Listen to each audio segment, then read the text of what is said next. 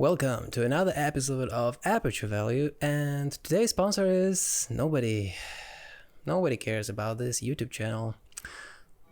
Or you.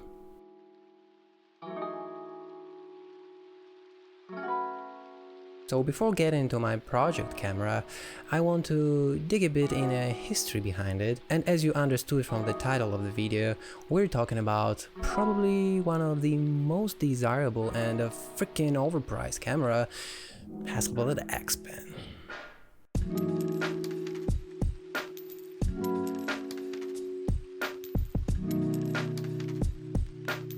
While Clinton was thinking whether it was worth it, Xpan was introduced on 20th of July 1998 at a press conference in Frankfurt, Germany. It is a film panoramic camera shooting 24 by 65mm format, which was very unique because mostly panoramas at that time were achieved by masking top and bottom of already small 35mm frames, so you guessed it, the quality of them were Xpan allowed to shoot in both panorama and normal mode, and technically was a medium format in a relatively small package. Not to mention optically excellent lenses that came along: 30mm f5.6, 45 f4 and 90 f4. Only 16,800 units were made, and although it was a niche camera, it quickly became a modern classic.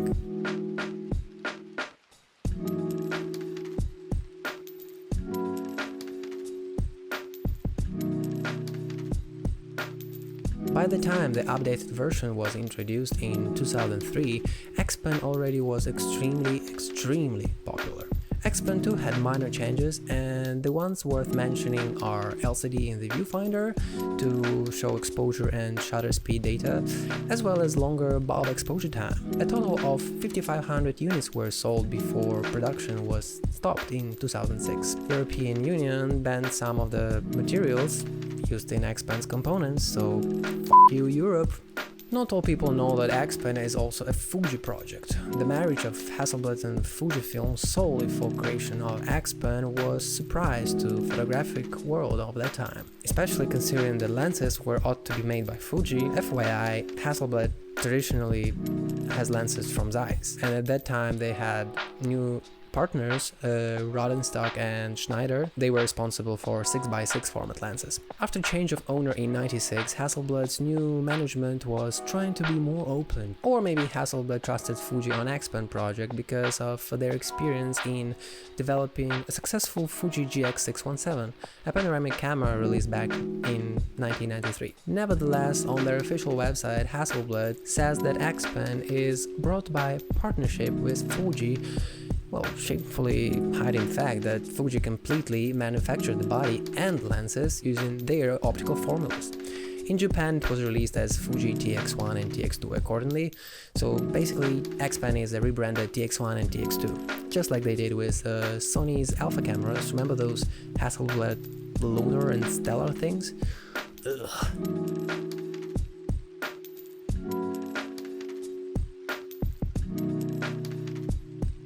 Even back then, it was obvious that Hasselblad hardly contributed to developing and making of this camera, because they never made any optics in-house first of all, and they had none of experience in 35mm film or compact camera bodies. Personally, I believe Fuji used Hasselblad to market the camera outside of Japanese market. It makes sense, since Hasselblad was on the peak of their brand fame, especially after developing cameras for, you know, little organization called NASA.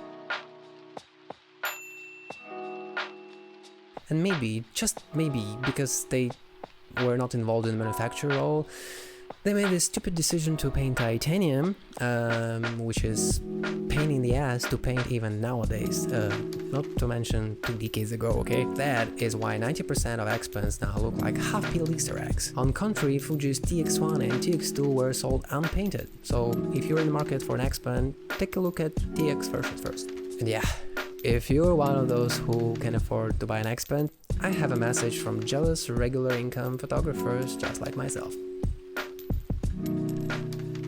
With tags of 5-6k for a good one, prices went from regular expensive to insane. It's 2 times more than original release price. The one I could find was in 1999's December issue of Popular Photography magazine. After inflation applied equals to like 3 grand. So what is this price all about? Xpan was a bold move that worked. Actually, it was always in high demand. Premium build and excellent quality lenses combined with a unique concept of dual format in one package. It was the first one and till these days is the only camera of this kind. There is virtually no other camera that can compete with Xpan on the same level. Overall, short supply and abrupt cease of production also contributed to the fact that it's pain in the ass to find one. All of this makes Xpan a less and less attractive and reasonable camera to buy.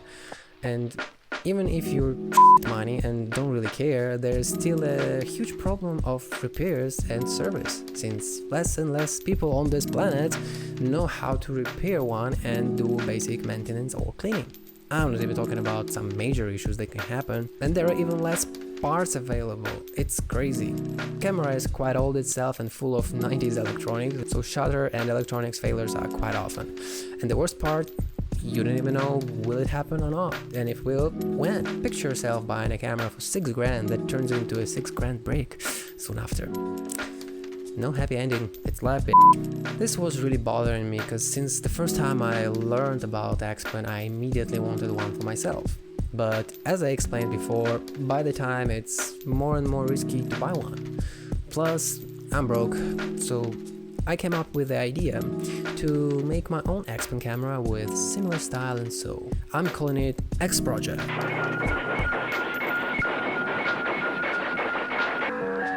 And in the next episode, I'll show it to you and explain everything.